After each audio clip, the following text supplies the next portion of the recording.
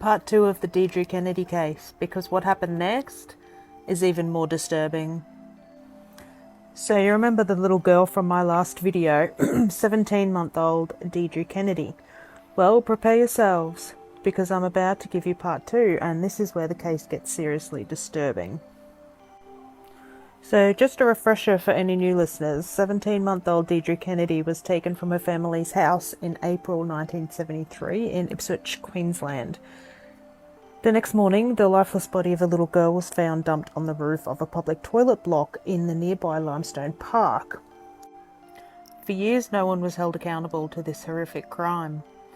There was very little evidence to go on, not really any key witnesses, and the case just turned slowly cold over the following years. Then years later, a man named Raymond John Carroll came under suspicion for another crime in the Ipswich area. He wasn't caught at the time, but new attention and details brought his name back into the spotlight again. Eventually, with fresh evidence under their belts, the police arrested him for the baby's horrific murder.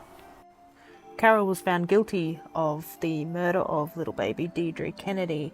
As you can imagine, the whole community was not surprisingly quite happy that this monster has been taken off their streets, finally, and that there's been some justice for the Kennedy family. However, less than a year later, Carroll appealed the verdict and it was overturned. So, which means that pretty much he was acquitted of this murder of the little baby. Which means he walked away as a free man. When authorities had no other options, they couldn't recharge him with the same thing because of something called double jeopardy, which means you can't be charged for the same crime twice. They worked out that if they could charge him for perjury, that would be a maximum of 14 years in jail, and at least that would get him off the street.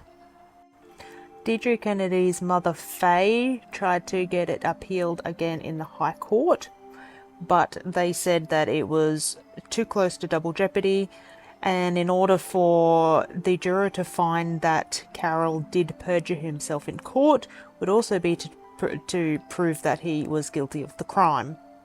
It's too close to the original case, in other words. So he was never ultimately convicted of any crime, which caused massive public outrage in Ipswich and Australia as well. And after decades and decades, no one has ever been held accountable for what happened to Deidre. The place where it happened, Limestone Park, I myself have been there many times. They do AFL training, touch football training. There's a little park and a beautiful little plaque there for Deidre now. It was a sign up on a little playground back in 2013, and then in 2023 it was upgraded to a sandstone rock and a beautiful bronze plaque on the top. So as of now, it's more than 50 years later. The family still don't have answers. Nobody has been punished at this point. And there's just no clarity at all, no justice, and no closure. Deidre's family has endured a lifetime of questions, a lifetime of grief, and that never really fully goes away. Like a child taken in a place, their own home, their own bed. It's meant to be the safest place for them on earth, and this can happen on a quiet street in April in 1973. Like, people are still asking the same question. Did Carroll do it? Did he not?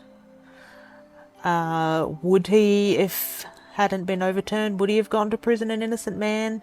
He's always maintained his innocence, but there is a lot of evidence that points to him being guilty. Unfortunately, we're probably never going to know the answer to that, which makes it even harder for the Kennedy family. This is the sort of case that everyone should still be talking about. It should never go away from your mind, because it's made a big impact in Australia. Faye Kennedy, Deidre's mother, has fought to get the double jeopardy law changed to Deidre's law, which means in extenuating circumstances, you can charge a criminal for the same crime if you have new evidence, which is something that would have come in handy, 50 years ago. But good on her, she's fought the big fight for her daughter. It's now named Deidre's Law.